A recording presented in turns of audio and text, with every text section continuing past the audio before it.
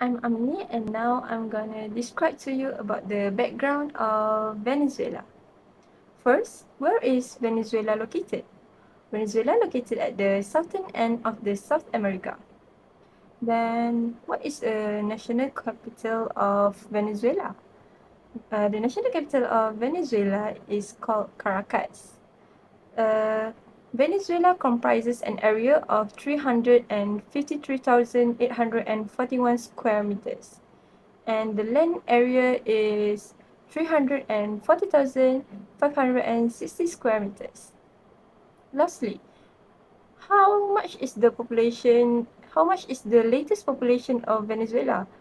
The latest population until 1st of June 2024 is 29,371,908 people that is in Before we going Venezuela. further in this topic, we will learn what is inflation. So, inflation is the rate of increase in prices over a given period of time, such as the overall increase in price or the prices in cost of living in the country. So, higher earnings and more jobs raise household incomes and encourage consumer spending more. So, this will boost aggregate demand and given businesses more room to raise the pricing of their goods and services.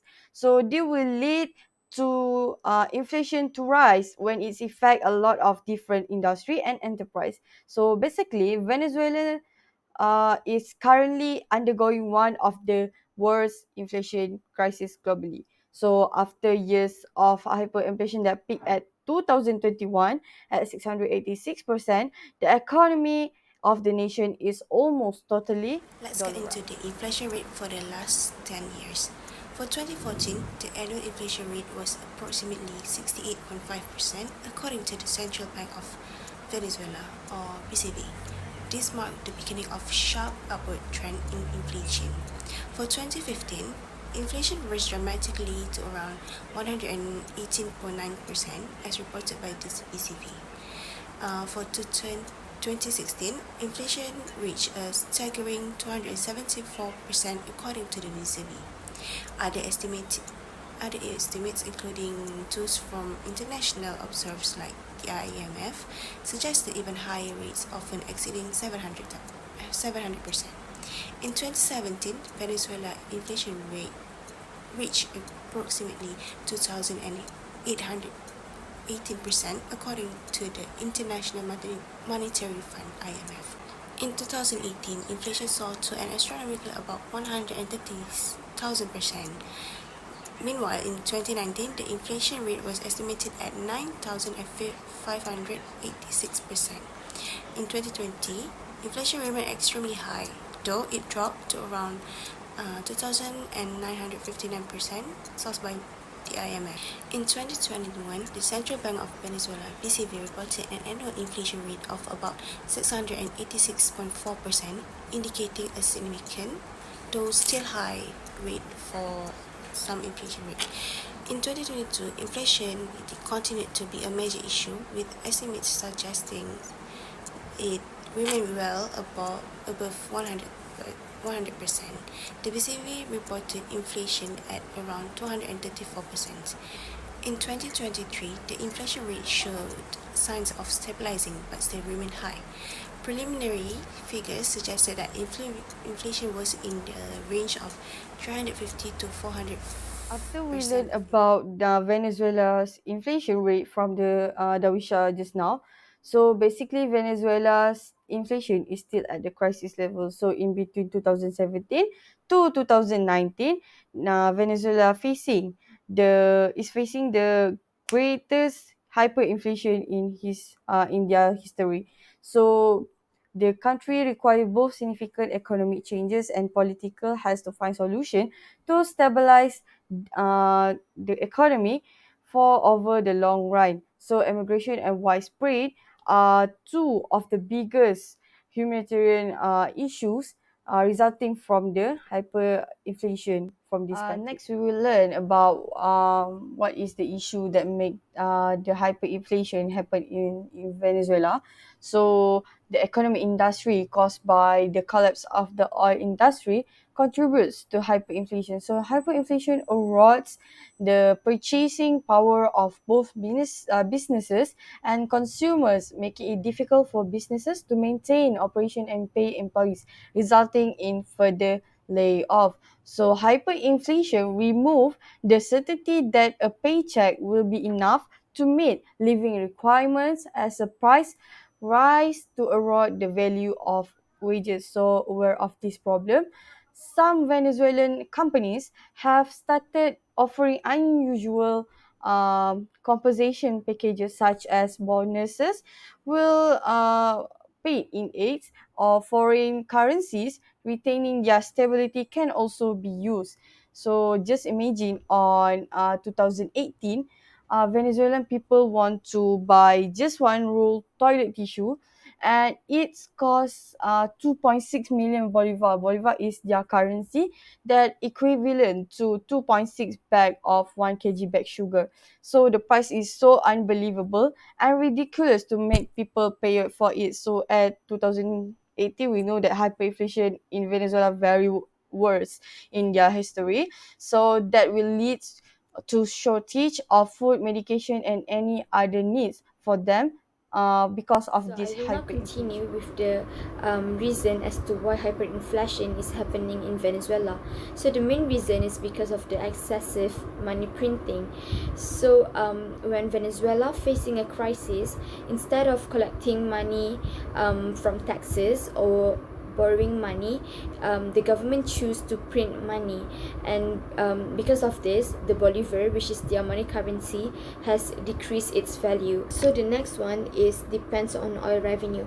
So because of the government heavily relies on exporting their oil to receive revenue, in 2014 when the global oil prices has dropped sharply, Venezuela ended up facing a budget deficit, and to overcome from it, to cope with it, the government, they still choose to print more money, which just worse their inflation issues. The last one should be political instability and policy uncertainty. Because of this, they have damaged investors' confidence, discouraged foreign investment, and the disagreement over monetary policy has led to financial mismanagement. We will now look at the unemployment rate in Venezuela, but we will only focus from 2014 up to 2023. So we can see here that in 2014, Venezuela have the highest rate of unemployment, which is 6.8%, and then it decreased in 2015 to 6.08%, and moving on to 2016, we have 5.32% of unemployment rate. And next, we reached 2017, which is the lowest rate of 5.05% in this 10 years period. But unfortunately, in 2018, it has increased back to 5.51%. Starting from 2019, we can see that to go to 2020, they increased up to 7.53%. We can see this large increment from before because of the COVID-19, but it soon reduced its percentage again starting from 2021, which is the end of COVID-19, and in 2022 everything went back to normal, so it reduced to 5.62 percentage, and 2023 we have 5.9%. Now I'm going to elaborate for the unemployment analysis, including the issues. To start off with, the first group consists of people aged 15 to 24 years old. Of the unemployment in Venezuela is the youth unemployment, which is very quite concerning. Going to the next group, which range from 25 to 54 years old, is the prime working age group that typically the primary earners in Venezuelan household. So for the last group, for the analysis is the older workers that age at 55 and above.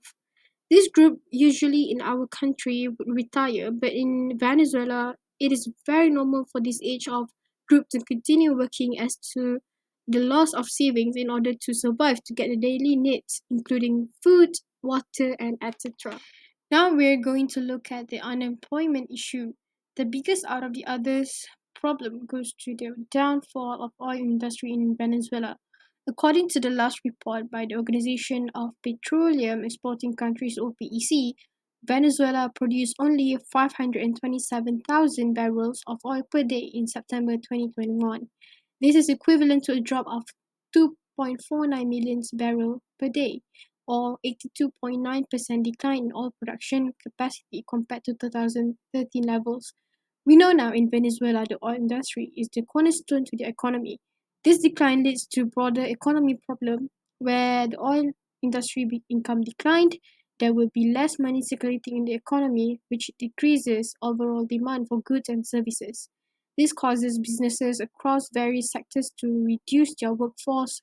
Automatically, the unemployment rate will be I higher. will present to you about types of unemployment.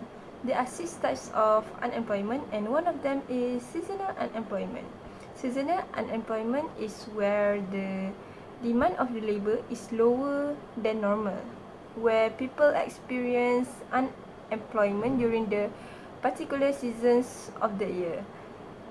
For an example, during the fruit season and during the holiday-related jobs.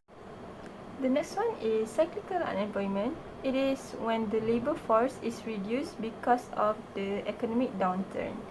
The business will reduce the amount of people or their workers to reduce their costs. However, the opposite situation will occur if the economic strengthen. If the economic strengthen, they will add additional workers to keep up with the high demand of people. The third one is hidden unemployment. It is when the number of the individuals who want to work but they do not have any jobs aren't included in the government reports. People like this is usually called as discouraged workers because they want to seek for jobs but uh, they don't get the jobs yet. The following type is structural unemployment. It occurs when the labor market is unable to supply the jobs to people who are demand to work. It might occur as a result of the changing of economic, changing of the technology or structure or the demand of specific skills for the job. The fifth one is about frictional unemployment. It is results from the unavailable time delays for workers in looking for a new job. It is also known as the surge unemployment because it refers to the period of time where the when the workers is looking for a new job. The last one is about technological unemployment, where it occurs when the development on technology and working practices cause some of the workers or some of the labor to lose their jobs. At this moment, we have arrived at the end of our presentation. Lastly, what can we conclude from all this explanation?